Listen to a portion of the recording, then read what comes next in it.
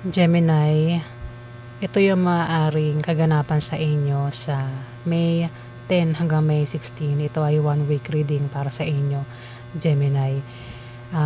General reading po tayo. Hindi po lahat ay tatamaan itong reading. Pero kung ikaw ay makaka-resonate, para sa iyo ang reading na ito, Gemini. Pasensya na guys kung pangit ang boses ko sa video, no? Wala tayong magagawa. Inborn na po ito. 'Di ba? Hindi ko kayang baguhin ang boses ko. Hindi ko alam kung dahil din sa wala kasing echo itong ginagamit kong mic, kaya sobrang linaw. Halatang pangit yung boses, 'di ba? Basta ang importante malaman lang natin yung ganap sa inyo, Gemini.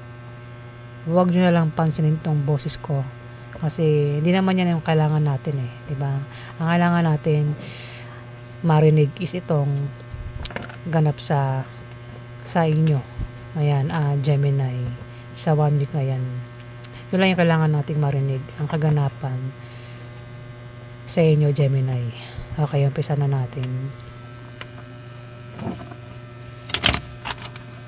Ganap kay Gemini sa May 10 hanggang May 16.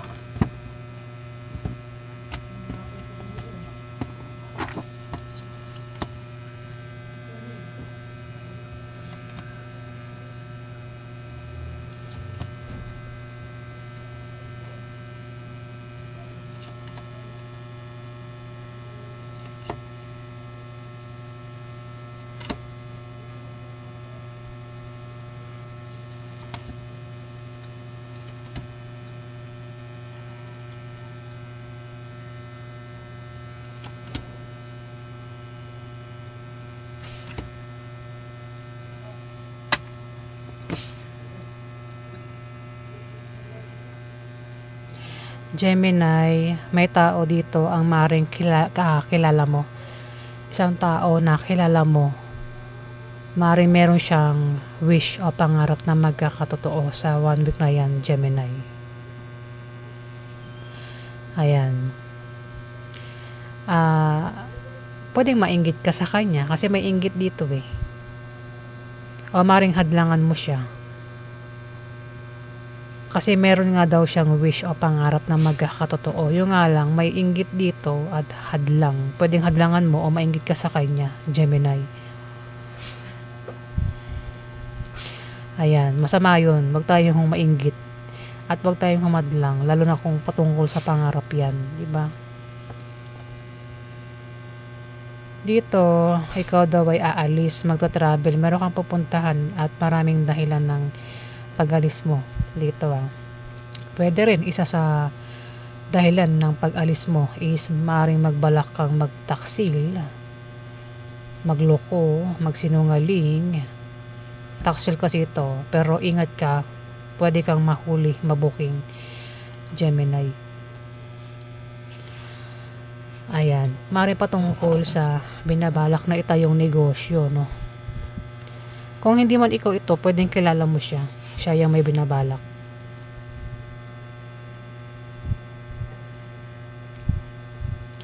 Maaaring may tao dito ang magpapayo na patungkol sa negosyo na maaaring magamit ng taong balak magtayo ng business.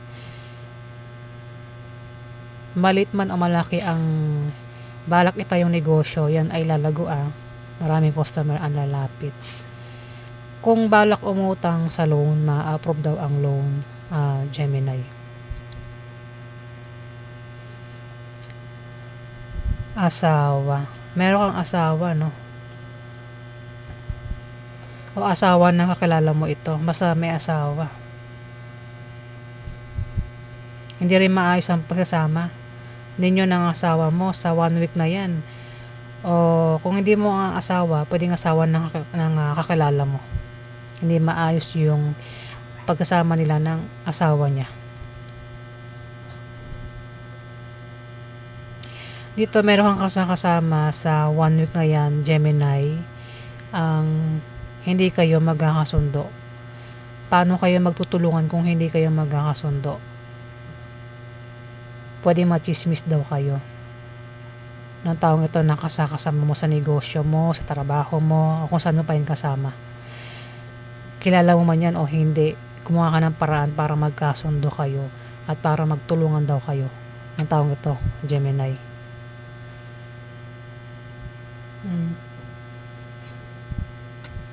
Sino man yan, ikaw lang nakakaalam, ano? Pwedeng asawa mo, o member ng pamilya mo, kamag-anak mo, o kung sino man yan nakasama mo, Gemini. Kung machismis kayo, huwag niyong pansinin yung chismis. Alamin pa natin.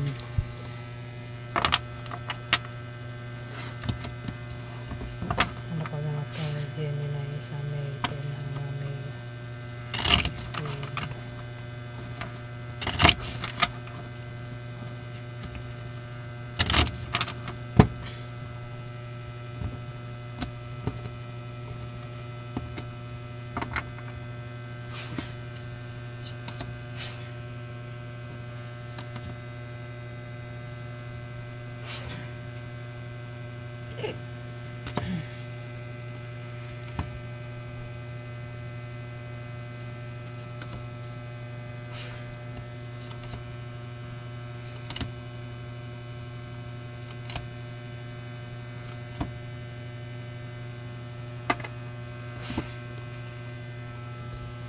Gemini, pwede ng iba sa inyo ay nagbabalak mag-apply ng trabaho.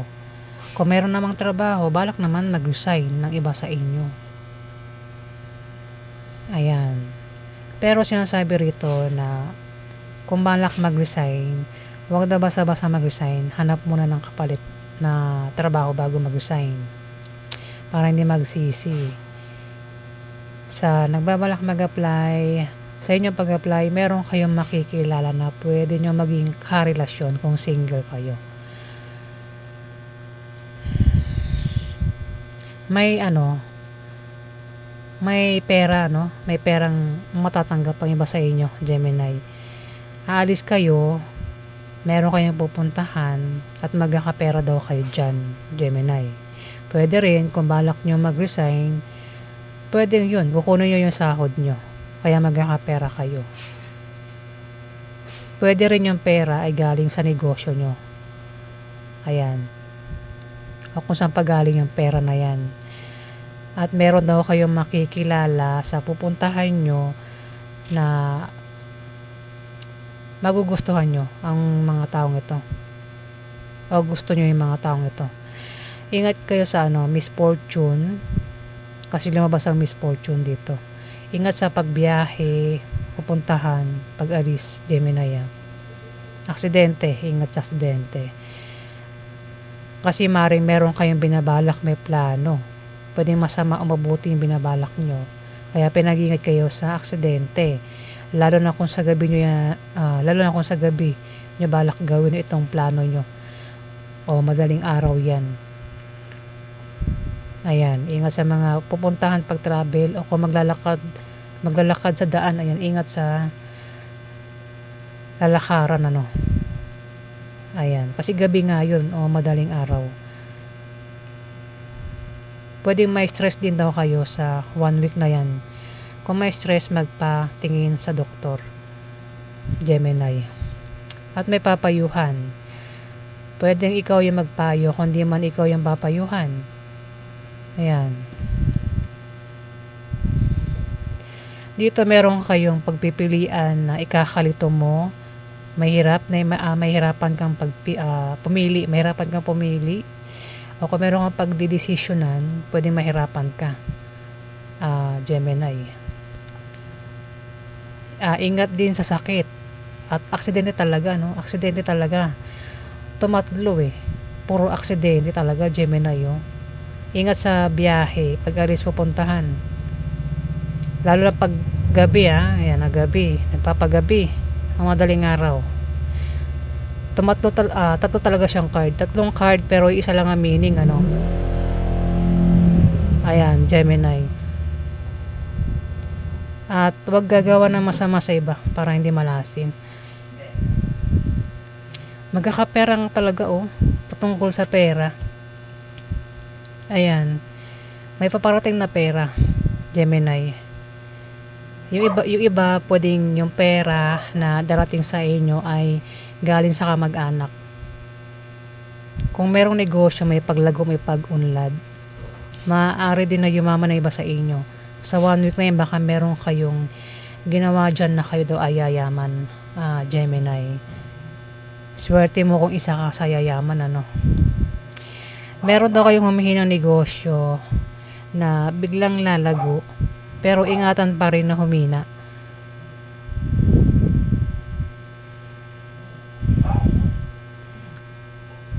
Kung susubukang manalo sa mga games, online games, loto, ayan, maring manalo kasi lumabas ang Ace of Clubs. Meron daw kayong ginawa rito na kayo daw ay yayaman. Kung merong trabaho, maring ma-promote, lumaki sahod, makatanggap ng bonus, o maring makatanggap ng pamana ang iba sa inyo. Alamin natin yung outcome sa inyo, Gemini. Outcome kay Gemini sa May 10 hanggang May 16.